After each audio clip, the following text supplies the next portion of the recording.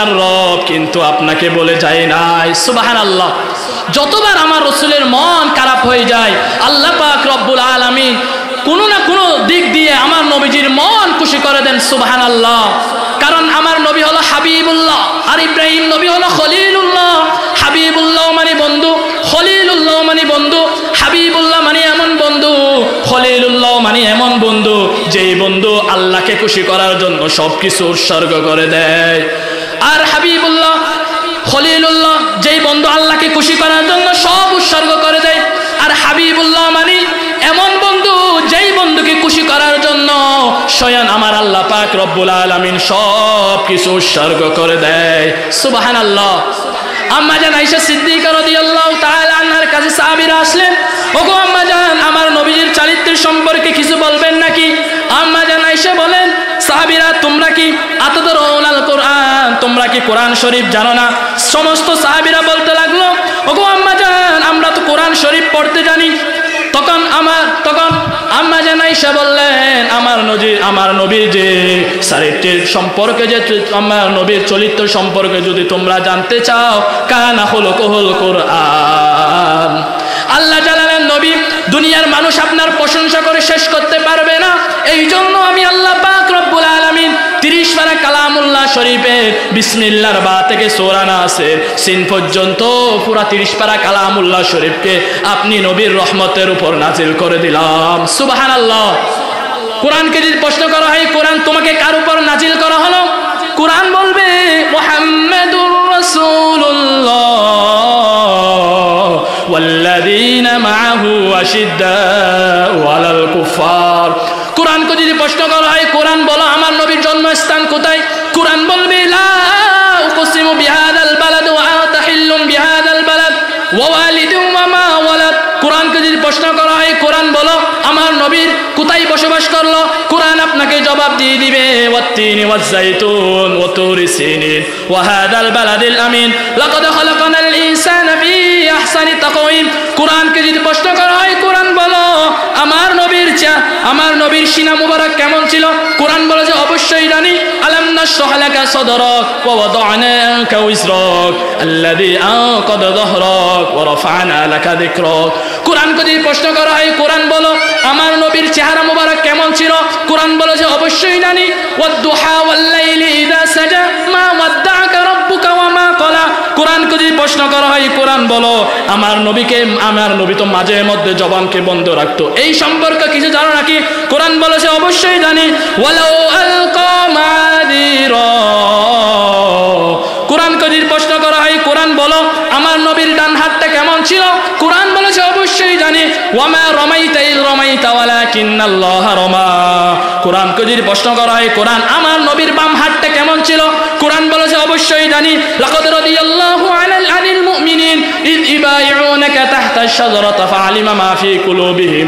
কোরআনকে যদি প্রশ্ন করা হয়, কোরআন বলো আমার নবী যখন কম্বল চাপাইতো তখন আমার আল্লাহ কি বলে ডাক দিত? কোরআন বলেছে অবশ্যই জানি। ইয়া আইয়ুহাল মুদ্দাসসির কুম ফাআযির ওয়া রাব্বাকা ফাকাব্বির। কোরআনকে যদি প্রশ্ন করা হয়, কোরআন বলো আমার নবী যখন বেশি করে কম্বল চাপাইতো তখন আমার আল্লাহ কি বলে ডাক দিত? কোরআন বলেছে অবশ্যই জানি। ইয়া আইয়ুহাল মুযাম্মিল কুমিল লাইলা ইল্লা কুম ফাআযির।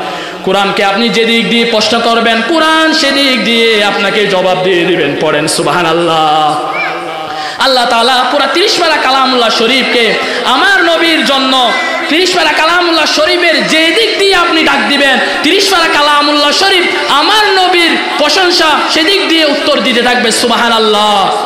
ভালো যদি বাসতে হয় নবীকে বাসুন, ভালো যদি বাসতে হয় নবীকে বাসুন। নবী তারানে ওয়ালা, নবী বাঁচানে ওয়ালা, প্রাণের চেয়ে প্রিয় তাই নবীকে জানুন। ভালো যদি বাসতে হয় নবীকে বাসুন। আল্লাহ পাক রব্বুল আলামিন বলেন, কুল ইন কুনতুম তুহিব্বুনাল্লাহা ফাত্তাবিউনি ইউহিব্বুকুমুল্লাহু ওয়া ইয়াগফির লাকুম যুনুবাকুম ওয়াল্লাহু গফুরুর রাহিম।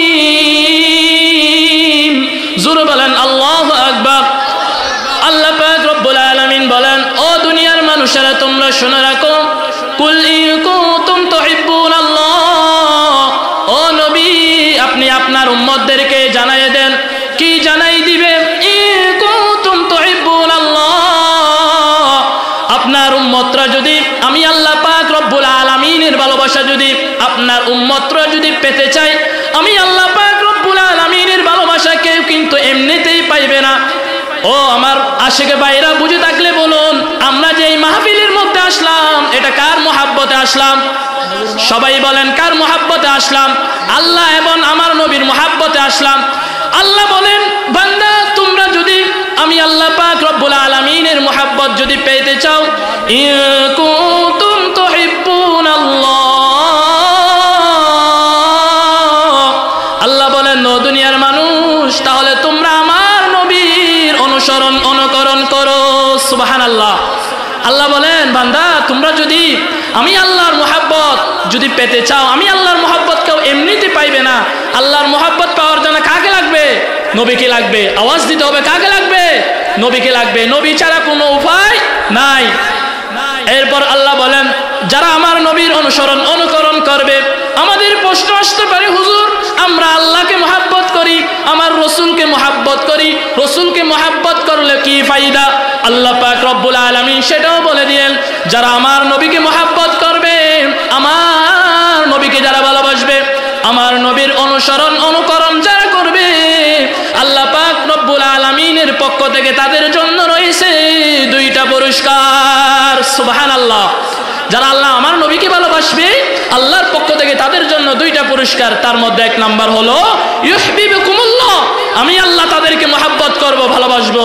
দুই নাম্বার ওয়ায়াগফির লাকুম যুনুবাকুম ওয়াল্লাহু গফুরুর রহিম। তাদের দুই নম্বর পুরস্কার হলো আমি আল্লাহ পাক রব্বুল আলামিন যারা আমার নবীর অনুসরণ অনুকরণ করবে, তাদের দুই নম্বর পুরস্কার হলো তাদের জিন্দেগীর সমস্ত গুনাহ খতা মাফ করে দিব। পড়েন সুবহানাল্লাহ। তাহলে আমার নবীকে ভালোবাসলে কয়টা পুরস্কার? দুইটা পুরস্কার। এক নম্বরে আল্লাহ আমাদেরকে ভালোবাসবে, দ্বিতীয় নম্বরে আমাদের যত রকম গুনাহ আছে সব গুনাহগুলো আল্লাহ মাফ করে দিবেন। সুবহানাল্লাহ। ও দুনিয়ার মানুষ, তোমরা শুনে রাখো, দুনিয়ার মানুষ একজন আরেকজনকে কি জন্য মহাব্বত করে? আমরা কেন আমার নবীকে মহাব্বত করব? আমার নবীকে কেন আমরা ভালোবাসবো? সহজ জবাব হলো, একটা মানুষ আরেকটা মানুষকে যতগুলা কারণে মহাব্বত করে, আমার আল্লাহ পাক রব্বুল আলামিন আমার নবীর মধ্যে সব গুণ দিয়ে দিলেন। পড়েন সুবহানাল্লাহ। দুনিয়ার মানুষ একজন আরেকজনকে যতগুলো কারণে ভালোবাসে, আল্লাহ পাক বলেন, ও দুনিয়ার মানুষ শুনে নাও, যতগুলো কারণে দুনিয়ার মানুষ একজন আরেকজনকে ভালোবাসে, আমি আল্লাহ পাক রব্বুল আলামিন আমার নবীর মধ্যে সমস্ত গুণ ঢেলে দিলাম। পড়েন সুবহানাল্লাহ। আম্মা জান আয়েশা বলেন, ও দুনিয়ার মানুষ তোমরা কি জানো আমার নবীকে আমার আল্লাহ এত ভালোবাসে, এত সুন্দর করে আমার নবীকে বানাইলেন। আম্মা জান আয়েশা বলেন, পৃথিবীর মধ্যে কোন মানুষকে এত সুন্দর করে আল্লাহ বানায় নাই। সুবহানাল্লাহ। আল্লাহ বলেন বান্দা দেখো, দুনিয়ার মধ্যে আমি অসংখ্য নবী রাসূল দুনিয়ার মধ্যে প্রেরণ করেছি, কিন্তু আমি আমার নবীর মতো এত সুন্দর করে আমি কাউকে বানাই নাই। পড়েন সুবহানাল্লাহ। তাহলে আমার নবীর সৌন্দর্যের কাছে সব সৌন্দর্য হার মেনে যাবে। আরবের মধ্যে এক কবি ছিল হাসান বিন সাবেত, তিনি বললেন, আমি জিন্দেগিতে অনেক মানুষ দেখেছি, মক্কা নগরীর মধ্যে আমি অনেক মানুষ দেখেছি, কিন্তু আমার নবীর মতো এত সুন্দর নবী আমি আর জিন্দেগিতে দেখি নাই। তিনি আরো বললেন, আমার দুই চোখে আমার দুই নয়নে কত মা ছেলে সন্তান জন্ম দিতে দেখেছি, কিন্তু আমার নবীর মতো এত সুন্দর ছেলে জন্ম দিতে আমি দেখি নাই। পড়েন সুবহানাল্লাহ। হাসান বিন সাবেত তিনি বললেন, পৃথিবীর মধ্যে আমি এত মানুষ দেখেছি, কিন্তু আমার নবীর মতো এত সুন্দর মানুষ আর দেখি নাই।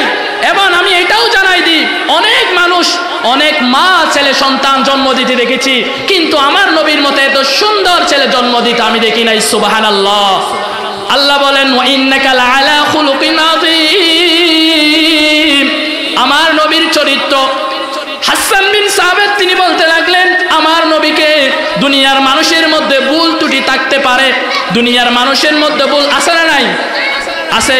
কিন্তু হাসান বিন সাবিত তিনি বললেন, আমার নবীকে আমার আল্লাহ দুনিয়ার সমস্ত ভুল ত্রুটি মুক্ত করে আমার নবীকে বানাইলেন। সুবহানাল্লাহ।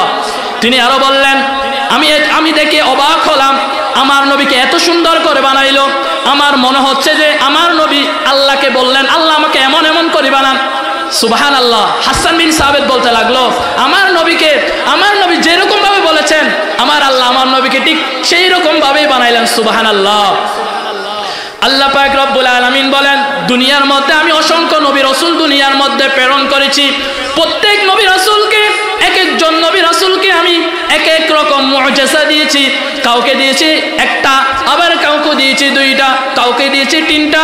কিন্তু আমার নবী রাহমাতুল লিল আলামিনকে আমি আনলিমিটেড মুআজিজা দিয়ে দিলাম। সুবহানাল্লাহ।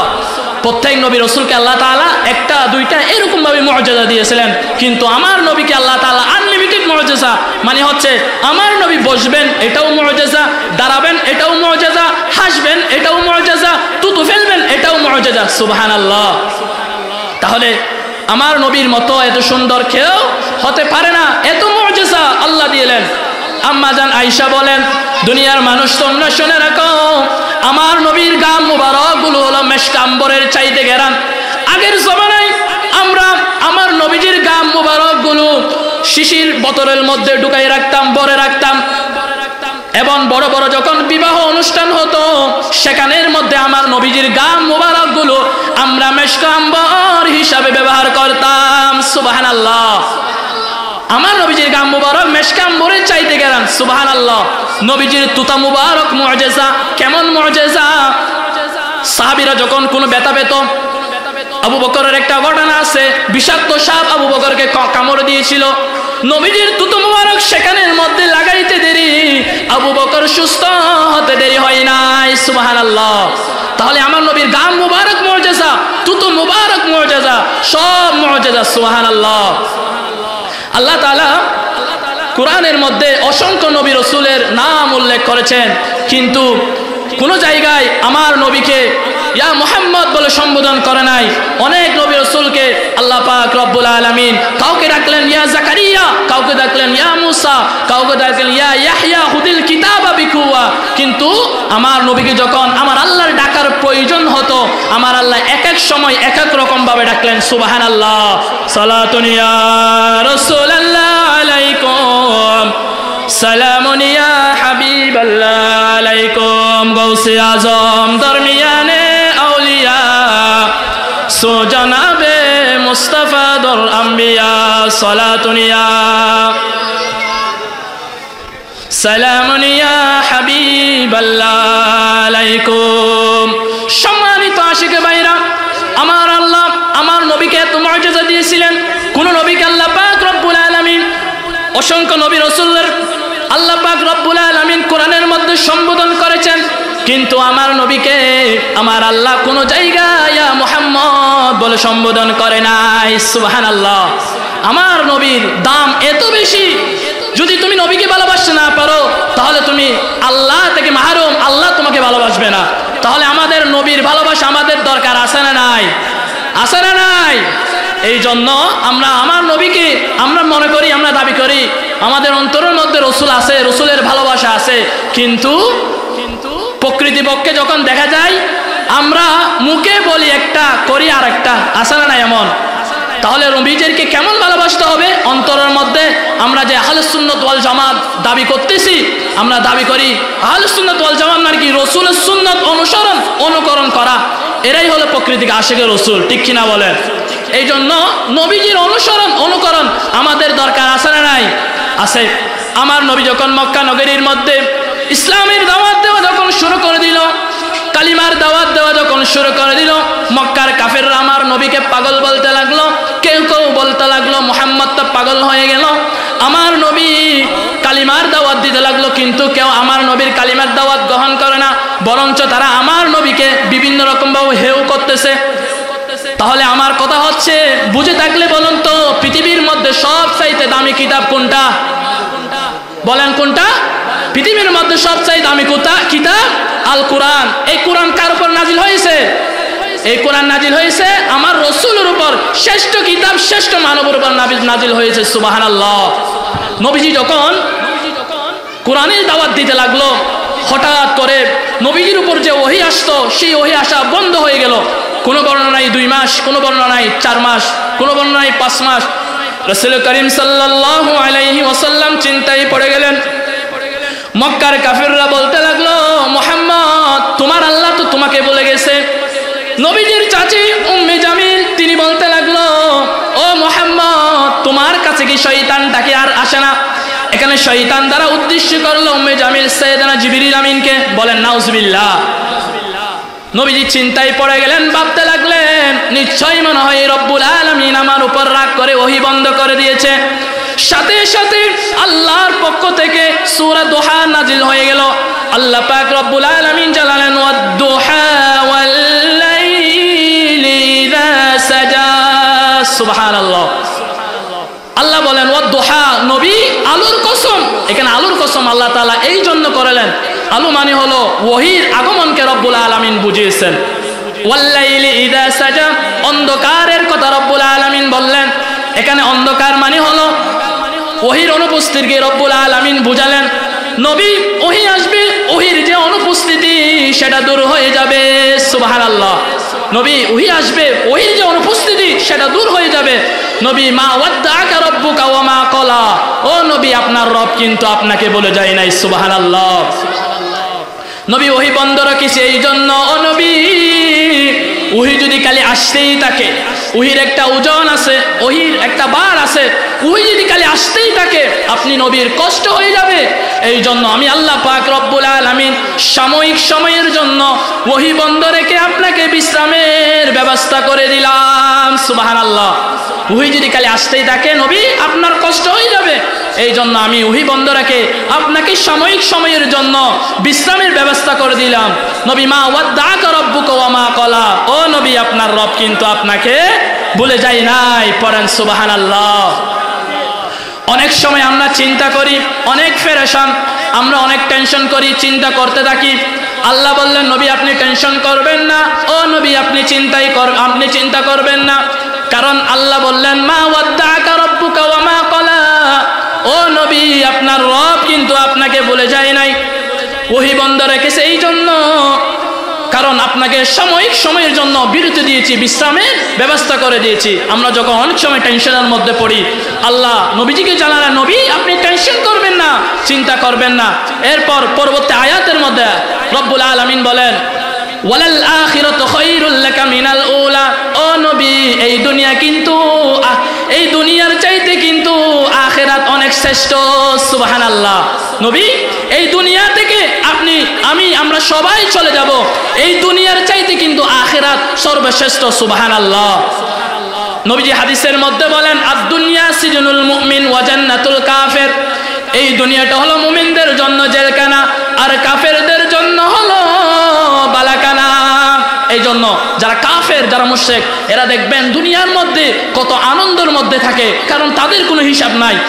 আর দুনিয়াটা মুমিনদের জন্য যেহেতু জেলখানা, এই জন্য মুমিনরা কত নির্যাতন, কত কষ্ট ধৈর্য ধারণ করে, নির্যাতনকে তারা ধৈর্য ধারণ করে। আল্লাহ বললেন নবী আপনি টেনশন করবেন না, মা ওয়াদ্দাকা রাব্বুকা ওয়া মা ক্বালা, ও নবী আপনার রব কিন্তু আপনাকে বলে যায় নাই। সুবহানাল্লাহ। সালাতুন ইয়া রাসূলুল্লাহ, সালামুন ইয়া হাবিবাল্লাহ আলাইকুম, সালাতুন ইয়া রাসূলুল্লাহ আলাইকুম, সালামুন ইয়া হাবিবাল্লাহ আলাইকুম, সালাতুন ইয়া রাসূলুল্লাহ আলাইকুম, সালামুন ইয়া হাবিবাল্লাহ আলাইকুম। সম্মানিত প্রিয় ভাইরা, এর পরবর্তী আয়াতে রব্বুল আলামিন বললেন ওয়ালা সাউফা ইউতিকা রাব্বুকা ফাতারদা, ও নবী আপনাকে আমি এত নিয়ামত দিব যে নিয়ামতগুলো পেয়ে আপনি খুশি হয়ে যাবেন। পড়েন সুবহানাল্লাহ। নবী আপনাকে এত নিয়ামত দেওয়া হবে যেই নিয়ামতগুলো পেয়ে আপনি খুশি হয়ে যাবেন। পড়েন সুবহানাল্লাহ। আল্লাহ নবীজিকে কি কি নিয়ামত দান করলেন, নবীজি ভালো অ্যানালাইজ করতে পারে, অ্যানালাইজ করার যোগ্যতা রাখে। আমার নবী যখন কাফেরদেরকে ইসলামের দাওয়াত দিতে লাগলেন, নবীজি চিন্তা করলেন এই মুহূর্তে যদি আমি কাফেরদের তাহলে এই মুহূর্তে আমার দুইজন লোকের প্রয়োজন। আওয়াজ দিয়ে বলেন কয়জনের প্রয়োজন? দুইজন লোক। তার মধ্যে এক নাম্বার হলো সাইয়েদনা উমর বিন খাত্তাব রাদিয়াল্লাহু তাআলা আনহু, আরেকজন হলো আবু জাহেল। এই দুইজনের যে কোনো একজন যদি ইসলামের মধ্যে প্রবেশ করে ফেলে তাহলে আমার ইসলামের দাওয়াত দেওয়া, কালিমার দাওয়াত দেওয়া আমার জন্য সহজ হয়ে যাবে। এই জন্য নবীজি আল্লাহর কাছে দোয়া করলেন। নবীজি আল্লাহর কাছে দোয়া করলেন, রব্বুল আলামিন সেই দোয়া কবুল করে নিল। রব্বুল আলামিন দোয়াটাকে সাইয়েদনা উমর বিন খাত্তাবের জন্য দোয়াটাকে কবুল করে নিল, আর আবু জাহেলের জন্য আল্লাহ দোয়াটাকে কবুল করলেন না। নবীজি সাইয়েদনা উমর বিন খাত্তাবের জন্য দোয়াটা কবুল করে নিল, আর আবু জাহেলের জন্য দোয়াটাকে কবুল করলেন না। নবীজি যখন হেরামান শরীফের মধ্যে গোপনে গোপনে যখন কালিমার দাওয়াত দিতে লাগলো, কালিমার দাওয়াত যখন দিতে লাগলো, নবীজি হঠাৎ করে নজর করে তাকায় দেখে উমর বিন খাত্তাব রাঙ্গা তলোয়ার নিয়ে নবীজির দরবারে ছুটে আসতেছে নবীজিকে হত্যা করার জন্য। এই দৃশ্যটা হামজা ইবনে আব্দুল মুত্তালিব তিনি চেয়ে দেখে নবীজিকে হত্যা করার জন্য সাইয়েদনা উমর রাঙ্গা তলোয়ার নিয়ে নবীজির দরবারে আসতেছে। সাইয়েদনা হামজা বলতে লাগলো, ইয়া রাসূলুল্লাহ, ইয়া হাবিবাল্লাহ, আপনি সরে যান। নবীজি বলল, সাইয়েদনা হামজা আপনি সরে যান, সাহাবীরা তোমরা সরে যাও। উমর যে আমার দরবারে আসতেছে তাকে তোমরা আসতে দাও, কারণ আমি কয়েকদিন পূর্বে আল্লাহর কাছে দোয়া করেছিলাম, রব্বুল আলামিন আমার দোয়াটাকে কবুল করে নিল। সুবহানাল্লাহ। কারণ আমি ওই দিন রাতে আল্লাহর কাছে দোয়া করেছিলাম, রব্বুল আলামিন সাইয়েদনা উমরের জন্য দোয়াটাকে কবুল করে নিল। সাইয়েদনা উমর ফারুক আযম নবীজির দরবারে রাঙ্গা তলোয়ার নিয়ে চলে আসলো। নবীজির সামনে রাঙ্গা তলোয়ারিটা রেখে তিনি পড়ে নিলেন, লা ইলাহা ইল্লাল্লাহু মুহাম্মাদুর রাসূলুল্লাহ। সাইয়েদনা উমর কালিমা পড়ে মুসলমান হয়ে গেল। নাও মুসলিম সাহাবীদের মধ্যে আনন্দের জোয়ার বাসা, আনন্দ শুরু হয়ে গেল। নও মুসলিম সাহাবীরা এত খুশি হয়ে গেল যে সাইয়েদনা উমর ইসলামের মধ্যে ঢুকে গেল। নবীজির দরবারে এসে কালিমা পড়ে মুসলমান হয়ে গেল। নবীজি মন খুশি হয়ে গেল এবং সাহাবীদের মনের মধ্যে আনন্দের জোয়ার বাসা শুরু হয়ে গেল, কারণ সাইয়েদনা উমর ইসলাম কবুল করে নিল। এই জন্য নও মুসলিম সাহাবীদের অন্তরের মধ্যে আনন্দের জোয়ার বাসা শুরু হয়ে গেল। সাইয়েদনা উমর বললেন, ইয়া রাসূলুল্লাহ, ইয়া হাবিবাল্লাহ, ও নবী, আমরা যে কোরআন মানি এই কোরআন কি নবী সত্য না? আমরা যে কাবা মানি এই কাবা কি নবী সত্য না? আমরা যে আল্লাহ মানি ওই আল্লাহ কি নবী সত্য না? আপনি নবীকে সত্য না? নবীজি বললেন, উমর, আল্লাহ সত্য, কোরআনও সত্য, আমি নবীও সত্য। সাইয়েদনা উমর বললেন, নবী সব কিছু যদি সত্য হয় তাহলে বাইতুল্লাহর সামনে দিয়ে তাকবীর দিব। পড়েন সুবহানাল্লাহ। সাইয়েদনা উমর বললেন, নবী সব কিছু যদি সত্য হয় তাহলে আমি সাহাবীদেরকে নিয়ে হারামান শরীফের সামনে দিয়ে তাকবীর দিব। নবীজি 11 জন সাহাবীদেরকে বাছাই করলেন। সামনে হলো 5 জন সাহাবী, পিছনে হলো 6 জন সাহাবী। এবার সাইয়েদনা উমর তাদেরকে নিয়ে হারামান শরীফের সামনে চলে গেল, বাইতুল্লাহর সামনে চলে গেল, আর বলতে লাগলো, সাহাবীরা তোমরা শোনো, আমি বলবো লিল্লাহি তাকবীর, তোমরা পড়বা আল্লাহু আকবার। এই তাকবীর আমরা দিব।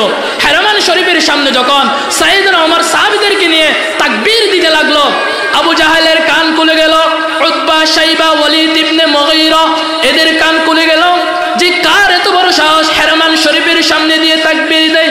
শাইবাও বলে, কাউকে ছাড় দিব না, কল্লা আলাদা করে ফেলবো। তারা গিয়ে দেখে সাইয়েদনা উমর সাহাবীদেরকে নিয়ে তাকবীর দিচ্ছে। এবার এই দৃশ্যটা দেখে আমার নবী, এই দৃশ্যটা দেখে নবীজির মন খুশি হয়ে গেল। আল্লাহ পাক রব্বুল আলামিন আমার নবীজির মন খুশি করে দিলেন। পড়েন সুবহানাল্লাহ। নবী, মা ওয়াদ্দাআকা রাব্বুকা ওয়া মা ক্বালা, ও নবী আপনার রব কিন্তু আপনাকে ভুলে যায় নাই। সাইয়েদনা উমরকে ইসলামের মধ্যে ঢুকিয়ে দিয়ে নবীজির মন খুশি করে দিল। যতবার নবীজির মন খারাপ হয় ততবার আল্লাহ পাক রব্বুল আলামিন সূরা দোহার মধ্যে নবীজির মনকে শান্ত করে দেয়। সুবহানাল্লাহ। এরপর যখন নবীজি তাইফের প্রান্তরে, মক্কা থেকে প্রায় 80 কিলোমিটার দূর তাইফের প্রান্তর, তাইফের জল পাহাড়ের জল উপস্থিত। নবীজি যখন তাইপে গেলেন দিন প্রচারের কাজে, নবীজি তাইপে গেলেন ইসলামের দাওয়াত দিতে, কিন্তু তাইপের কোন লোকেরা আমার নবীজির দাওয়াত তারা গ্রহণ করে নাই, বরঞ্চ আমার নবীকে তারা পাথরের আঘাত দ্বারা আঘাত করেছে।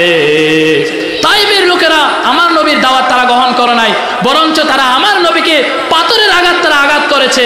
আমার নবীজির যায়েদ বিন হারেসা তিনটে জায়গায় আমার নবীজির শরীর থেকে এত রক্তকণন হইল। তার মধ্যে একটা হলো তাইবের প্রান্তরে, যেখান থেকে পাথরের কোনাগুলো সরানো হয়, সেখান থেকে ঝর্ণার পানির মতো রক্তগুলো টপ টপ পড়তে লাগলো। নবীজির মন খারাপ হয়ে গেল। আল্লাহ জানালেন, নবী আপনি টেনশন করবেন না, ও নবী আপনি চিন্তা করবেন না, ও চিরাই আপনাকে এত নিয়ামত দান করব যেগুলো পেয়ে আপনি খুশি হয়ে যাবে। নবীজি যায়েদ বিন হারেসাকে নিয়ে যখন সালাতুল ফজরের নামাজ আদায় করতেছেন, নবীজি তখন কোরআন তেলাওয়াত করতেছেন, ইন্না সামি'না কুরআনান আজাবা ইয়াহদি ইলার রুশদি ফাআমান্না বিহি। আমার নবী যখন সুরুরিত কণ্ঠে, মধুর কণ্ঠে যখন কোরআন তেলাওয়াত করতেছেন, তখন পাশ দিয়ে একদল অদৃশ্য দিন যাচ্ছিল। তারা তাদের গোত্র গিয়ে, তাদের অঞ্চলে গিয়ে বলা বলি করতে লাগলো, জানো মুহাম্মদ নামে একজন নবী মধুর কণ্ঠে, সুরুরিত কণ্ঠে কোরআন তেলাওয়াত করতেছে, চলো আমরা সবাই তার উপর ঈমান আনি। পড়েন সুবহানাল্লাহ। আল্লাহ বললেন, নবী আপনি টেনশন করবেন না, ও নবী আপনি চিন্তা করবেন না, আপনি যখন ফজরের নামাজে যখন কোরআন তেলাওয়াত করতেছেন, তাইফের লোকেরা আপনার দাওয়াত তারা গ্রহণ করে নাই, কি হয়েছে? কিন্তু একদল অদৃশ্য কাফের জিন তারা আপনার কোরআন তেলাওয়াত শুনে আপনার উপর ঈমান এনে ফেললো। সুবহানাল্লাহ। নবী মা ওয়াদ্দাআকা রাব্বুকা ওয়া মা ক্বালা, নবী আপনার রব আপনাকে বলে যায় নাই। সুবহানাল্লাহ। নবীজির স্ত্রী খাদিজাতুল কুবরাও নাই, চাচা আবু তালেবও নাই। সামান্য ডিফারেন্সে চাচা আবু তালেব এবং নবীজির স্ত্রী খাদিজাতুল কুবরা দুইজনেই ইন্তেকাল করলো। নবীজির মন বড় মলিন, নবীজির মনটা খারাপ হয়ে গেল। কারণ নবীজির স্ত্রী খাদিজাতুল কুবরা রাদিয়াল্লাহু তাআলা আনহা তিনি আমার নবীজিকে ঘরের মধ্যে টাকা পয়সা দিয়ে শেল্টার দিতেন, আর চাচা আবু তালেব বাহিরের মধ্যে আমার নবীজিকে শেল্টার দিতেন। মক্কার কাফিররা বলতে লাগলো, মুহাম্মদকে আমরা হত্যা করে ফেলবো, মুহাম্মদকে আমরা দুনিয়া থেকে বিদায় করে ফেলবো। নবীজির মনটা বড় মলিন, কারণ মা খাদিজাতুল কুবরাও নাই, চাচা আবু তালেবও নাই। আল্লাহ অর্ডার করলেন, নবী আপনি টেনশন করবেন না, ও নবী মক্কার কাফেররা আপনার কিছু করতে পারবে না, কারণ আমি আপনাকে ইনভাইট করব আরশ আজিমে। আল্লাহু আকবার। আমি আপনাকে ইনভাইট করব আরশ আজিমে। আল্লাহ জানালেন, সুবহানাল্লাযী আসরা বিআবদিহি লাইলাম মিনাল মাসজিদিল হারামি ইলাল মাসজিদিল আকসাল্লাযী বারাকনা হাওলাহু লিনুরিয়াহু মিন আয়াতিনা। জোরে বলেন আল্লাহু আকবার। আল্লাহ পাক রব্বুল আলামিন আমার নবীজিকে মেরাজ করালেন, আমার রাসূলের মন খুশি হয়ে গেল। আল্লাহ বললেন, মা ওয়াদ্দাআকা রাব্বুকা ওয়া মা ক্বালা, ও নবী আপনার রব কিন্তু আপনাকে বলে যায় নাই। সুবহানাল্লাহ। যতবার আমার রাসূলের মন খারাপ হয়ে যায়, আল্লাহ পাক রব্বুল আলামিন কোনো না কোনো দিক দিয়ে আমার নবীজির মন খুশি করে দেন। সুবহানাল্লাহ। কারণ আমার নবী হলো হাবিবুল্লাহ, আর ইব্রাহিম নবী হলো খলিলুল্লাহ। হাবিবুল্লাহ মানে বন্ধু, খলিলুল্লাহ মানে বন্ধু। হাবিবুল্লাহ মানে এমন বন্ধু, খলিলুল্লাহ মানে এমন বন্ধু যেই বন্ধু আল্লাহকে খুশি করার জন্য সবকিছু উৎসর্গ করে দেয়। আর হাবিবুল্লাহ, খলিলুল্লাহ যেই বন্ধু আল্লাহকে খুশি করার জন্য সব উৎসর্গ করে দেয়। আর হাবিবুল্লাহ মানে এমন বন্ধু যেই বন্ধুকে খুশি করার জন্য স্বয়ং আমার আল্লাহ পাক রব্বুল আলামিন সব কিছু উৎসর্গ করে দেয়। সুবহানাল্লাহ। আম্মা জান আয়েশা সিদ্দিকা রাদিয়াল্লাহু তাআলা আনহার কাছে সাহাবীরা আসলেন, ওগো আম্মা জান আমার নবীজির চরিত্রের সম্পর্কে কিছু বলবেন নাকি? আম্মা জান আয়েশা বলেন, সাহাবীরা তোমরা কি আতাদরুনাল কুরআন, তোমরা কি কোরআন শরীফ জানো না? সমস্ত সাহাবীরা বলতে লাগলো, ওগো আম্মা জান আমরা তো কোরআন শরীফ পড়তে জানি। তখন আম্মা জান আয়েশা বললেন, আমার নবীর যে চরিত্রের সম্পর্কে, যে আমার নবীর চরিত্র সম্পর্কে যদি তোমরা জানতে চাও, কানা খুলুকুল কুরআন। আল্লাহ জালালের নবী, দুনিয়ার মানুষ আপনার প্রশংসা করে শেষ করতে পারবে না। এই জন্য আমি আল্লাহ পাক রব্বুল আলামিন 30 পারা কালামুল্লাহ শরীফে বিসমিল্লাহর বা থেকে সূরা নাসের সিন পর্যন্ত পুরা 30 পারা কালামুল্লাহ শরীফকে আপনি নবীর রহমতের উপর নাজিল করে দিলাম। সুবহানাল্লাহ। কোরআনকে যদি প্রশ্ন করা হয়, কোরআন তোমাকে কার উপর নাজিল করা হলো? কোরআন বলবে মুহাম্মাদুর রাসূলুল্লাহ ওয়াল্লাযীনা মাআহু আশিদ্দাউ আলাল কুফার। কোরআনকে যদি প্রশ্ন করা হয়, কোরআন বলো আমার নবীর জন্মস্থান কোথায়? কোরআন বলবে লা উকসিমু বিহাদাল বালাদ ওয়া আনতা হিল্লুম বিহাদাল বালাদ ওয়া ওয়ালিদিন ওয়া মা ওয়ালাদ। কোরআনকে যদি প্রশ্ন করা হয়, কোরআন বলো আমার নবীর কোথায় বসবাস করলো? কোরআন আপনাকে জবাব দিয়ে দিবে ওয়াত্তিনি ওয়াজ্জাইতুন ওয়া তুরি সিনিন ওয়া হাদাল বালাদিল আমিন লাকাদ খালাকনাল ইনসানা ফি আহসানি তাকওয়িম। কোরআনকে যদি প্রশ্ন করা হয়, কোরআন বলো আমার নবীর সিনা মুবারক কেমন ছিল? কোরআন বলে যে অবশ্যই জানি। আলাম নাশরাহ লাকা সাদরাক ওয়া ওয়াদা'না আনকা উজরাক আল্লাযী আনকাদা যাহরাক ওয়া রাফা'না লাকা যিকরাক। কোরআনকে যদি প্রশ্ন করা হয়, কোরআন বলো আমার নবীর চেহারা মুবারক কেমন ছিল? কোরআন বলে যে অবশ্যই জানি। ওয়াদ-দুহা ওয়াল-লাইলি ইযা সাজা মা ওয়াদ্দা'আকা রাব্বুকা ওয়া মা ক্বালা। কোরআনকে যদি প্রশ্ন করা হয়, কোরআন বলো আমার নবী তো মাঝে মধ্যে জবানকে বন্ধ রাখতো, এই সম্পর্কে কিছু জানো নাকি? কোরআন বলেছে অবশ্যই জানি। ওয়ালাউ আলকা মাদিরা। কোরআনকে যদি প্রশ্ন করা হয়, কোরআন বলো আমার নবীর ডান হাতটা কেমন ছিল? কোরআন বলেছে অবশ্যই জানি। ওয়ামা রামাইতা ইয রামাইতা ওয়ালাকিন্নাল্লাহা রামা। কোরআনকে যদি প্রশ্ন করা হয়, কোরআন আমার নবীর বাম হাতটা কেমন ছিল? কোরআন বলেছে অবশ্যই জানি। লাকাদ রাদিয়াল্লাহু আনিল মুমিনিন ইয ইবাইউনাকা তাহতাশ শাজারাতি ফাআলিমা মা ফি কুলুবিহিম। কোরআনকে যদি প্রশ্ন করা হয়, কোরআন বলো আমার নবী যখন কম্বল চাপাইতো তখন আমার আল্লাহ কি বলে ডাক দিত? কোরআন বলেছে অবশ্যই জানি। ইয়া আইয়ুহাল মুদ্দাসসির কুম ফাআযির ওয়া রাব্বাকা ফাকাব্বির। কোরআনকে যদি প্রশ্ন করা হয়, কোরআন বলো আমার নবী যখন বেশি করে কম্বল চাপাইতো তখন আমার আল্লাহ কি বলে ডাক দিত? কোরআন বলেছে অবশ্যই জানি। ইয়া আইয়ুহাল মুযাম্মিল কুমিল লাইলা ইল্লা কুম ফাআযির। কোরআনকে আপনি যেদিক দিয়ে প্রশ্ন করবেন, কোরআন সেদিক দিয়ে আপনাকে জবাব দিয়ে দিবেন। পড়েন সুবহানাল্লাহ। আল্লাহ তাআলা পুরা 30 পারা কালামুল্লাহ শরীফকে আমার নবীর জন্য 30 পারা কালামুল্লাহ শরীফের যে দিক দিয়ে আপনি ডাক দিবেন, 30 পারা কালামুল্লাহ শরীফ আমার নবীর প্রশংসা সেদিক দিয়ে উত্তর দিতে থাকবে। সুবহানাল্লাহ। ভালো যদি বাসতে হয় নবীকে বাসন, ভালো যদি বাসতে হয় নবীকে বাসন। নবী তারানেওয়ালা, নবী বাঁচানেওয়ালা, প্রাণের চেয়ে প্রিয় তাই নবীকে জানুন। ভালো যদি বাসতে হয় নবীকে বাসন।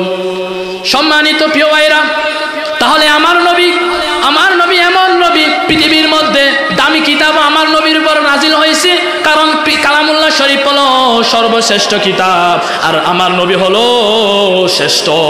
কালামুল্লাহ শরীফ যেমন শ্রেষ্ঠ, এই কালামুল্লাহ শরীফ আমার রসুলের উপর নাজিল করা হয়েছে। আমার নবী হলো পৃথিবীর সর্বশ্রেষ্ঠ মানব। আমার নবীর পরে আর কোনো নবী দুনিয়ার মধ্যে আসবেন না। এখানে যেহেতু আমাকে আরেকটা আলোচনা দেওয়া হয়েছে, সেটা হলো নামাজের আলোচনা। এখন আসেন, নামাজ তো আমরা সবাই পড়ি, আমরা যারা পড়ি না তারাও বলি নামাজ পড়ি, যারা শুক্রবারের নামাজ পড়ি তারাও বলি আমরা পড়ি, আর যারা জানাজার নামাজ পড়ি শুধু তারাও বলে আমরাও নামাজ পড়ি। আমাদের একটা প্রশ্ন, হুজুর আমরা নামাজ পড়ি, আল্লাহ তো বললেন নামাজি ব্যক্তিকে খারাপ কাজ, অশ্লীল কর্ম কাজ থেকে বিরত রাখে, টিভি সিনেমা থেকে দেখা থেকে বিরত রাখে। কই, আল্লাহ তো মিথ্যা কথা বললেন। আল্লাহ কি মিথ্যা কথা বলতে পারে? পারে? আল্লাহর কিতাবের মধ্যে কোনো ভুল নাই। যালিকাল কিতাব, এটা এমন কিতাব হুদাল্লিল মুত্তাকিন, এখানে কোনো ভুল নাই, কোনো সন্দেহ নাই। হুদাল্লিল মুত্তাকিন, এই কিতাবটা হলো মুত্তাকিনদের জন্য হেদায়েত স্বরূপ। হুদাল্লিল মুমিনিন, মুমিনদের জন্য হেদায়েত স্বরূপ। তাহলে এখানে কোনো ভুল নাই, কোনো সন্দেহ নাই। তাহলে আল্লাহ তো বললেন নামাজি ব্যক্তিকে অশ্লীলতা থেকে বিরত রাখে। আল্লাহ বলেন ইন্নাস সালাতা তানহা আনিল ফাহশাই ওয়াল মুনকার, নিশ্চয়ই নামাজ ব্যক্তিকে অশ্লীলতা থেকে বিরত রাখে এবং খারাপ কর্ম কাজ করা থেকে বিরত রাখে, মানুষের জায়গা জমিন মেরে খাওয়া থেকে বিরত রাখে। কিন্তু আমরা দেখি নামাজি ব্যক্তি নামাজ পড়ে সুদ খায়, ঘুষ খায়, এমন নামাজি সমাজে আসে না নাই? এই জন্য মনে রাখবেন, নামাজি ব্যক্তি 5 প্রকার। জোরে বলেন, নামাজি ব্যক্তি কয় প্রকার? সবাই ভালো করে শুনবেন, যুবক ভাইরা, বিশেষ করে যুবক ভাইরা ভালো করে শুনবেন। আল্লাহ বললেন নামাজি ব্যক্তি 5 প্রকার। 1 নাম্বার মুআকাব, শাস্তিপ্রাপ্ত নামাজি। 2 নাম্বার দমকপ্রাপ্ত নামাজি। 3 নাম্বার ক্ষমাপ্রাপ্ত নামাজি।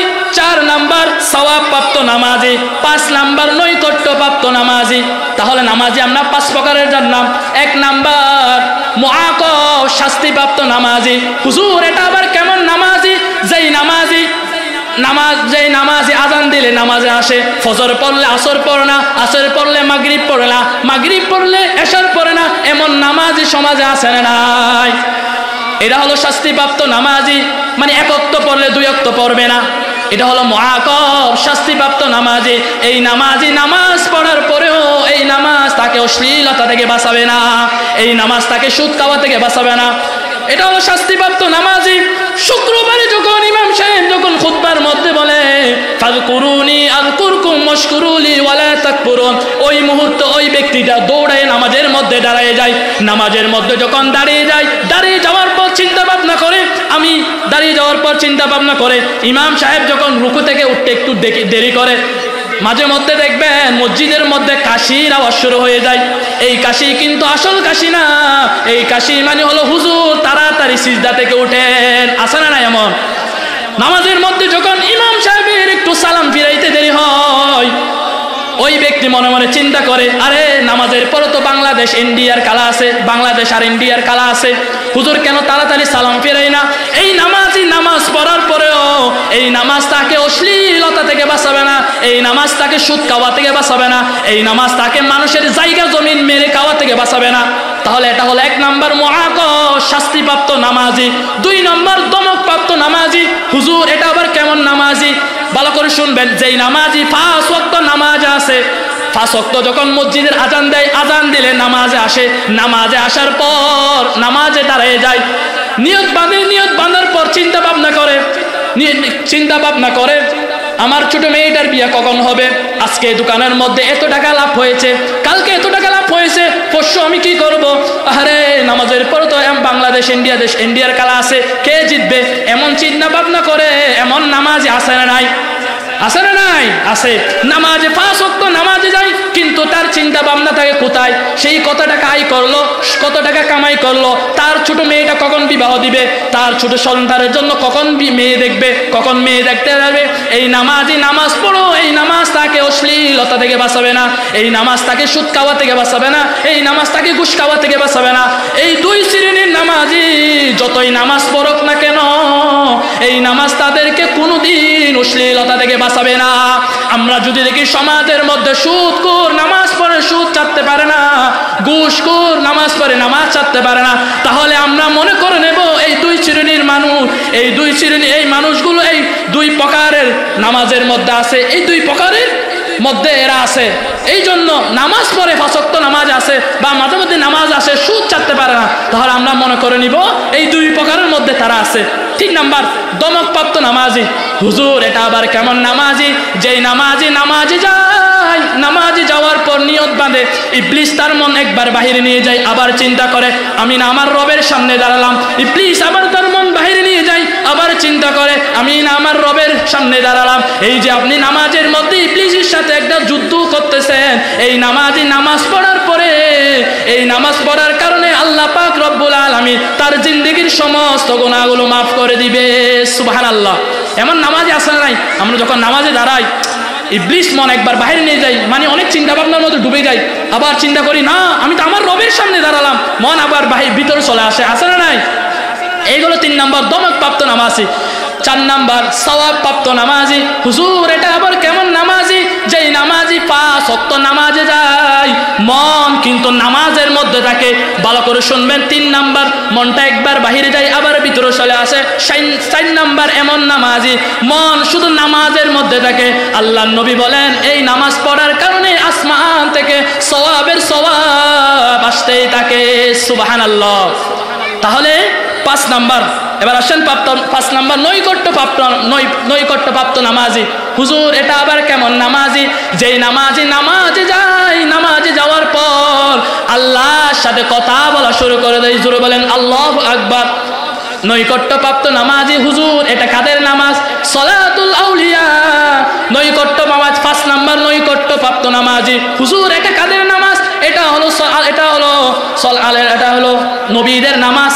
5 নাম্বার এটা নবীদের নামাজ। 4 নাম্বার সওয়াবপ্রাপ্ত নামাজি। হুজুর এটা কাদের নামাজ? এটা হলো সলাতুল আউলিয়া, এটা হলো ওয়ালিদের নামাজ। তাহলে 3 নাম্বার দমকপ্রাপ্ত নামাজি। হুজুর এটা কাদের নামাজ? এটা হলো সলাতুল মাগফুরিন।